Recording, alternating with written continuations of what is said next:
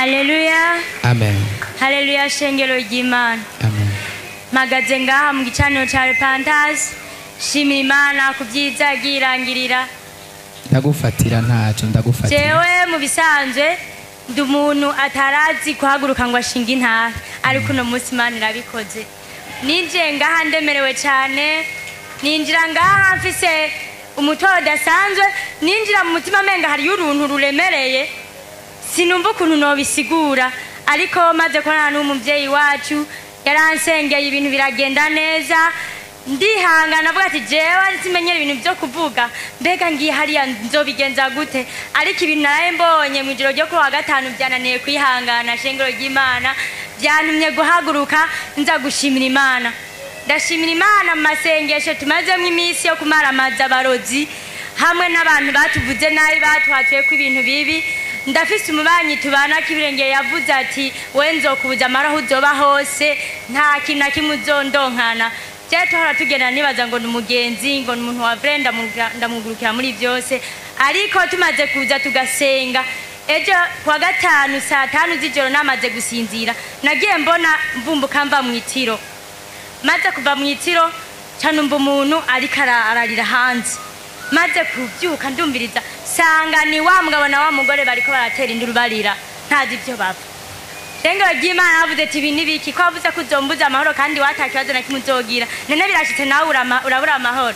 Yesu ashimwe. Naciye ngenda ndasohoka kugira bibone ko yabuze amahoro kandi je meze neza, arambona maze kumbona yaciye wa mugabo nawe acarasubira mu nzu baca barugara inzu. Yesu nashimwe. Nabuze ko ndabisigura kugeza kwiyi saha aragerageza uburyo bwose ateka ntarashika, uburyo nashitse aba yagiye gasubiremo neza. Aragerageza kugeza kwiyi saha ntashaka no kumbona amaso yiwanje. Hageze ko ntaba yiteguye kuba atari hari, aragerageza gutegura ibyategura hakiri kare byanze gutaha yagiye, nukuvuga asubira kwinjira.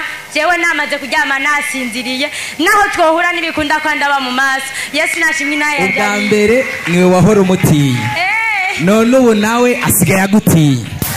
Shengero ry'Imana yaranutse ibintu ntoshobora kuvugira ngaha waho mpanze ngo ndi muvugo no bisigura ntibikunda ubukuye yinjira mu Rindira gato bakumve. Sinzi ikibazo. Haleluya. Aho nabibabwiye mu ncamake kuko ndabitanguye byose nitwova ngaha, nashatse kubivuga ningoga kugira mpereze umwanya abandi.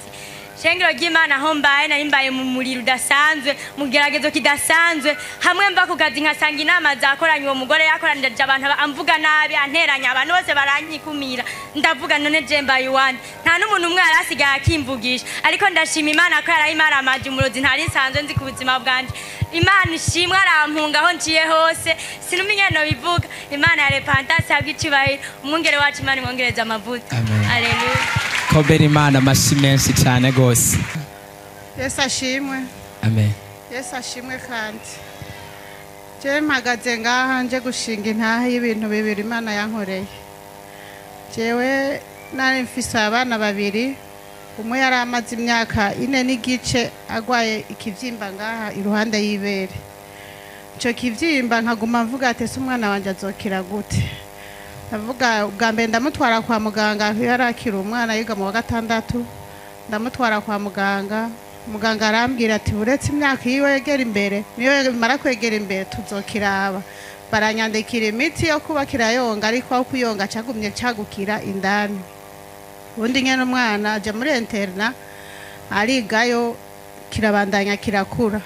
Umwana akaguma kantelefona akambwira mama uzi n'inkura te cya kintu cyakomeje gukura, ariko kandi kiranja.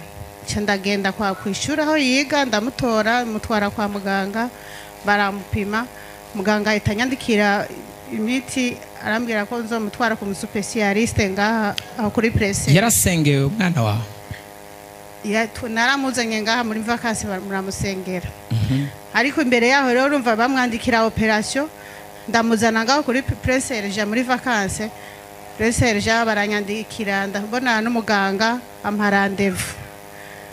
Ndamuvuga umwana banzureke tugende mu masengesho. turaza ngaha inshuro zibiri muramusengera noneho umwana ndusha kwizera arambwira mama ujya mu pasiteri ndabona nzokira avuga ati sawa ariko rero nubwo azokira reka tugende no kwa muganga nta kibazo umwana arambwira tugende ntaco turagenda turabona n'umudokiteri arambwira umwana wawe uzi n'inkure mw'ico kivyimba iruhande yacu hari urunure runiniya rurimwo kanseri ndamubwira muga umwana na kanseri kwibere n'ico kivyimba ibintu bitatu byose bizogenda gute dogiteri arambwira ntaco tuzomubaga tuzomwopera zari itariki 4 bazoja ku ishure itariki 15 ndamubwira dogiteri nuko amashuri azotangura itariki 15 umwana mukazomwopera azoba yamaze gukira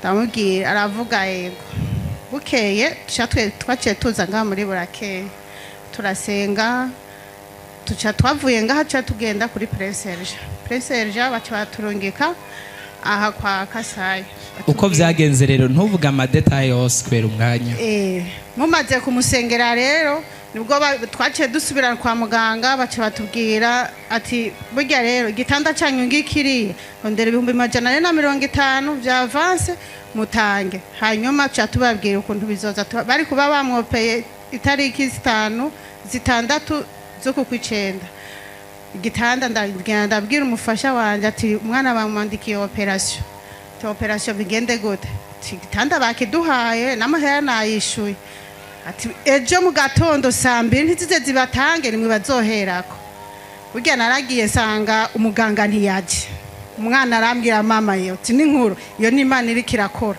ati pasiteri je yambwiye ko ikintu canagiye kera none nawe kumukomeza kuntwara kwa muganga atumvireza gwarontu nta rurimo atumvireza hasigaye akantu gato dogiteri ahubwo aho kumwopera yaciye andungika muri ecography ndungitse muri ecography ndagenda umuntu ariko aramugira ecography aratubwira ngo none bamwopera iki ko atakintu na kimwe tubona kansere ntayo babonye nta kansere nta n'ikivyimba nta n'ikintu na kimwe bigeze babonye ariko nta muntu yotera haleluya nyene umuntu ariko aramugira arambwira none nturi umuvyeyi wati ndi umuvyeyi ubwo nariza amaso zinyene yanandenze umutima unganuko vuga ati je mwana wanje baramwopera aranyereka urabona ko bakoresha utuntu aranyereka ndirabira nka televiziyo nyene ndirabira tehe ati harimo akantu kanganuko naho nyene nakantu kagacafu nta kuco gafana n'ikintu cozomwica ntaco gafana na operation habwo muganga n'umusazi avuga ati ariko mwana ukora gute uvuze ukuntu bigenda ntabwo umuganga ari umusazi yari yabibonye uko nagiye kuba dogiteri babiri bose banyandikira operation ariko nyine kubera nanje ngaha namwe ubu dogiteri bwanyu burenze ubw'abandi bw'ibihembo haleluya haleluya ikindi naco Imana yankoreye mu kwezi kwa 4 ikindi ntaco reka uzoze kukivuga kubera umwanya iyo ntahirakomeye cyane umwana wanje yagwaye ibisazi je ntarinzi ko agwaye ibisazi ariko yafashwe mu ijoro mu masasta z'ijoro